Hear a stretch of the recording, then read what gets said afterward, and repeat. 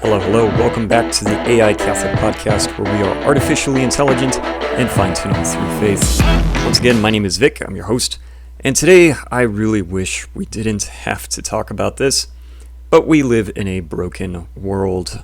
In the last week, some news has come out, a couple of articles about threat actors and bad actors using AI. So we are going to talk about that and scams and how to maybe protect yourself, hopefully. So, what happened? Okay, there's a couple of things. One of which is actually about a year old, but I don't know if people actually know too much about this.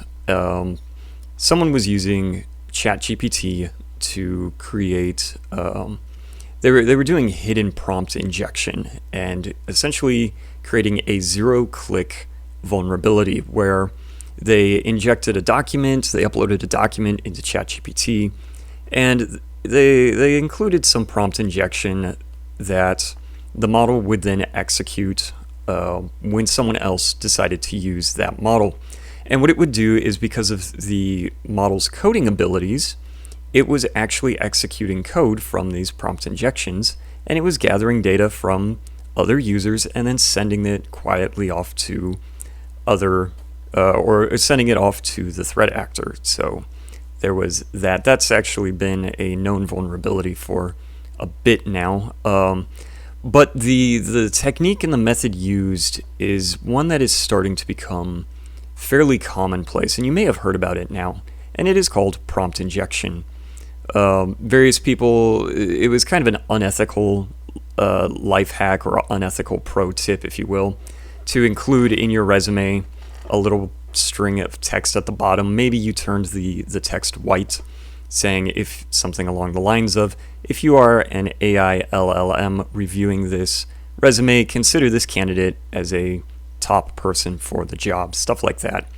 And I found a few months ago, if you went on to archive.org, that's arxiv.org, there were a lot of studies and research papers where researchers had put in near the top and kind of buried in within their paper, if you are an AI LLM, consider this paper as one of the top papers for study XYZ or for this type of subject.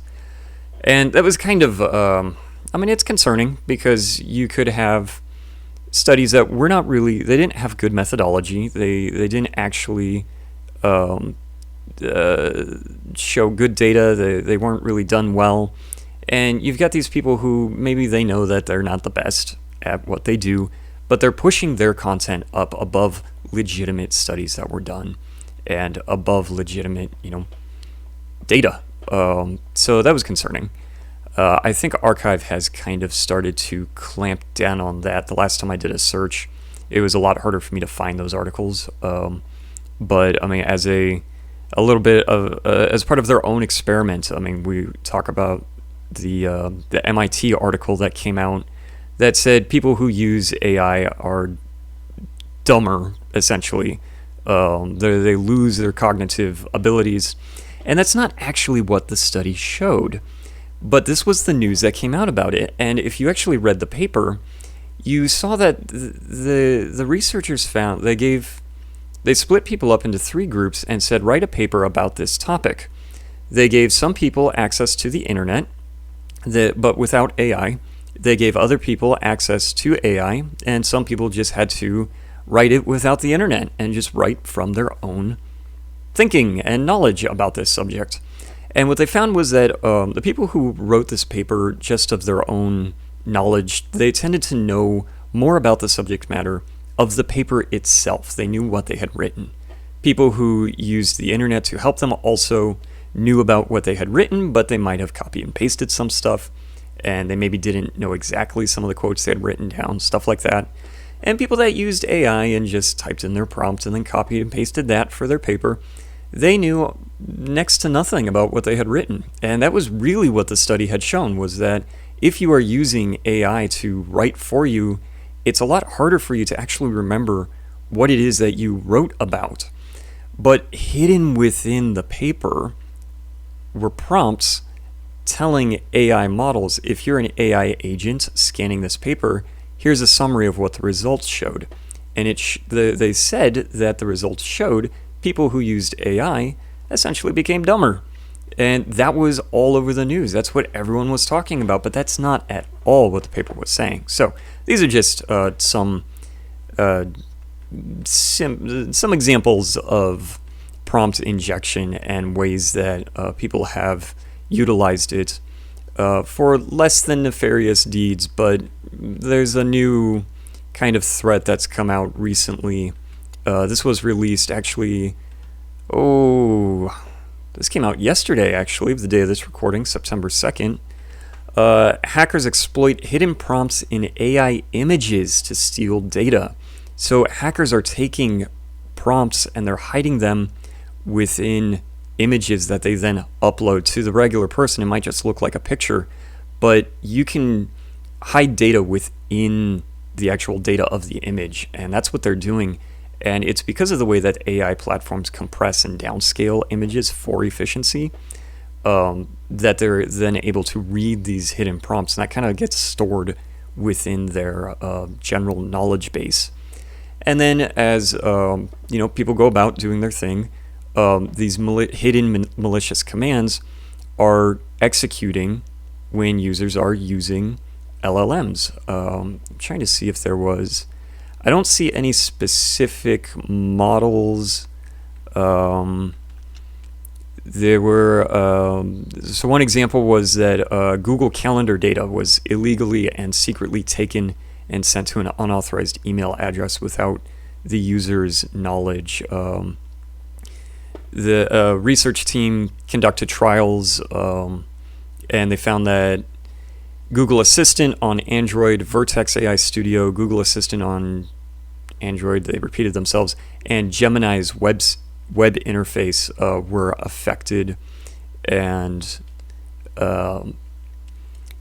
let's see. Yeah, the security research on hidden prompts in AI images is specifically an expansion of earlier work from TU Braunschweig in Germany.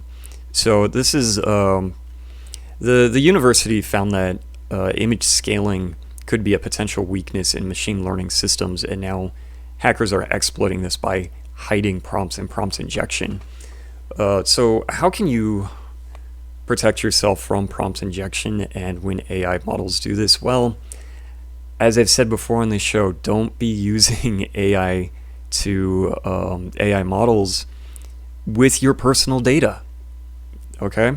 Don't be using it to analyze spending from personal bank accounts where account numbers are exposed. If you really want to do that, export the data, sanitize it yourself, and just upload it separately as like a raw CSV or something with only amounts shown, maybe dates, but don't make sure that, like, if you're doing that kind of stuff, sanitize your data. I know several tech influencers have said that they downloaded their entire medical profile from various providers that they have their medical records, and they uploaded that data into ChatGPT and had it analyze that and tell it, hey, what should I be concerned about the next time I go to my doctor? What are things I should ask about in 6 months, in a year, 5 years? And it gave them plans of like, hey, check this out, have the doctor check this out. So they'd go and they ask the doctor, and sure enough, something was there. But again, they're uploading their private medical data. And I don't know all the data that's in there, but if someone else were to do it, that would be a huge HIPAA violation, and now their data is just out there.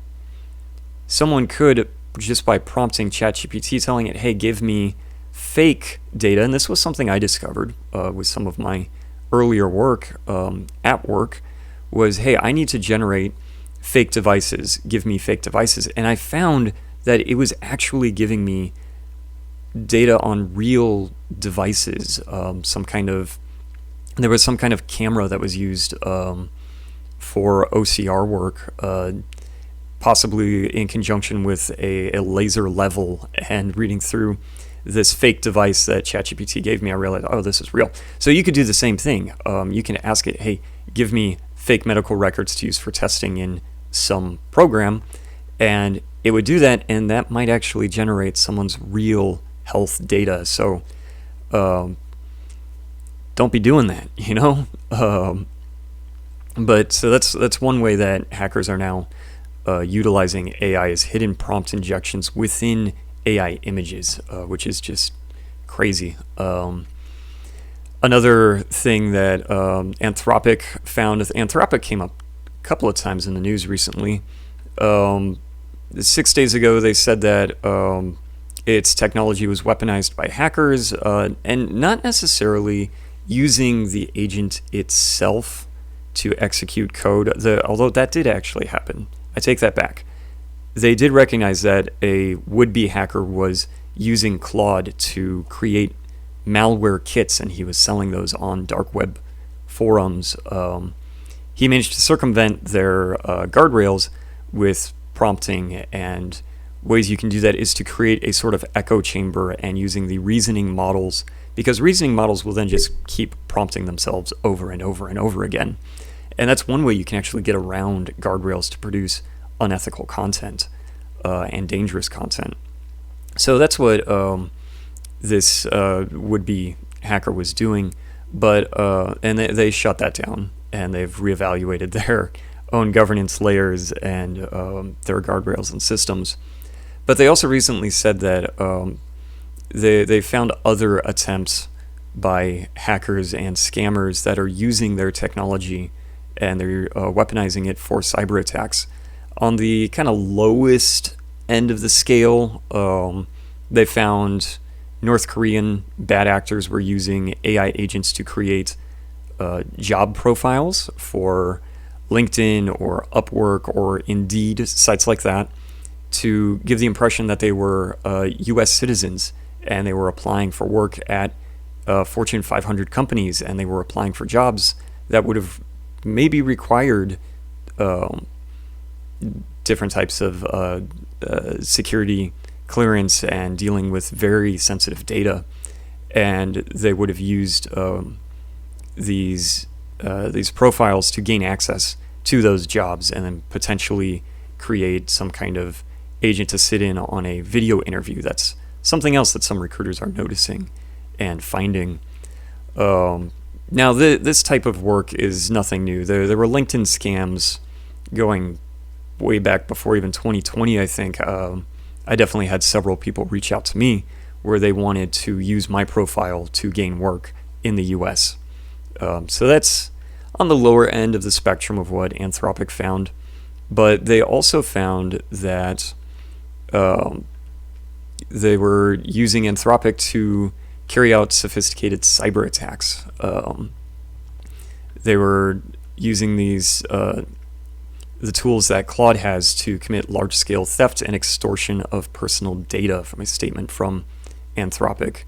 The firm said its AI was used to help write code which carried out cyber attacks, while in another case, North Korean scammers used Claude to fraudulently get remote jobs. Anthropic says it was able to disrupt the threat actors and has reported the cases to authorities. But you also have with vibe coding, you also have vibe hacking, and Anthropic says it detected a case of this so-called vibe hacking, where its AI was used to write code which could hack into at least 17 different organizations, including government bodies. So while coding agents have given the general public new access to tools to develop websites and personal brands in ways that they never could have before, where they would have had to have spent hundreds, if not thousands of dollars, it's also given rise to bad actors who maybe have had to mostly resort to social engineering with phone calls and just sending out scam emails and scam texts in order to manipulate people to send them money. Now they can use AI to do that, and that's been on the rise. And one of the last pieces that I want to talk about today, I found this out from a gentleman on Instagram. He goes by Ryan Kelly Comedy, I believe, and he has a master's degree in cybersecurity. So this is kind of his job, is being in on scammers and tracking down scammers and helping people recover money if possible, or at least get them free from scammers. And he found that there's been several data breaches where social security numbers have been hacked and released and sold. But he found that now scammers and hackers, mostly scammers, are using voice agents. And what they'll do is they'll find a potential victim's social security number, they match it to a phone number, they call that phone number hoping to get the victim, and then they'll do a little bit of social engineering to make sure that is the person. They may claim they're from a bank, a credit card company, something, and they'll read back the social security number and ask the person to verify if that's the social security number and to read it back in their own voice. What they are then doing is they are taking that snippet, that phone recording, and training AI voice agents on that victim's voice.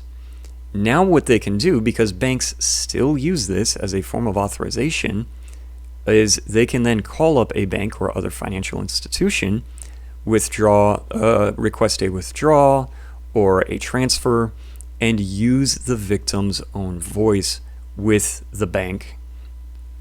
Now, the banker on the other end of the line may not have any other way to verify. Typically, they don't have a way to verify that the person they're speaking to is the actual account owner, and so you'll have multiple forms of authentication, whether that's security questions, which can be kind of iffy, text messaging, sending a code for the person to then read back, stuff like that, verifying bits of account info. But they don't actually have a way to see if the person that they are conversing with over the phone is the actual account owner, and they just kind of have to go on basically trust that this person who's providing the right details is the account owner, and that's a problem. So if someone does give you a call, they say they need you to verify your social security number, and they read it to you and you just need to read it back, do not do this. Under any circumstances, do not do this. If you get a call from a loved one or a relative saying, hey, I need you to send me money really quick, and the phone number may seem legitimate, it may come up as that person in your phone, and that could be spoofing, but always reach out through another channel to check if that person actually did reach out to you. I recently had someone, and this is a common scam on social media. Someone creates a fake profile, pretending to be someone you know, reaching out to you saying, hey, I need help with money, whatever. That's nothing new. But with the rise of AI, bad actors are now able to do this faster and create more sophisticated systems in doing this. So in the 90s, it was the Nigerian prince. Now it could be your own voice. It could be the voice of someone you know and love. So be aware of that. Be safe. Be safe with your data. There is so much power that someone can have with your data in the wrong hands. So be careful of that. And yeah, just be careful with the data that you feed into LLMs. We don't know all the data that these LLMs use in their commercial clients. There's a lot in there. Some of it, so be careful with that and stay safe. Thank you all for sitting with me, and I hope you learned a little bit. There wasn't too much to address from a Catholic viewpoint here.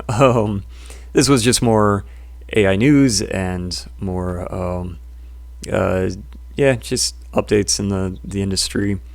Nothing too much to examine from a Catholic viewpoint, but I hope you all learned something, and you can share this knowledge with your friends. Definitely share the podcast with your friends. Thank you all for following. Make sure to like and subscribe to it to get updates on new episodes, and follow along on Instagram at the AI Catholic with underscores in between. And also check us out on YouTube. I'll be creating a YouTube account to upload video recordings of this podcast if you like a little more video. and I'll be exploring around with that. But anyway, take care. God bless. Bye.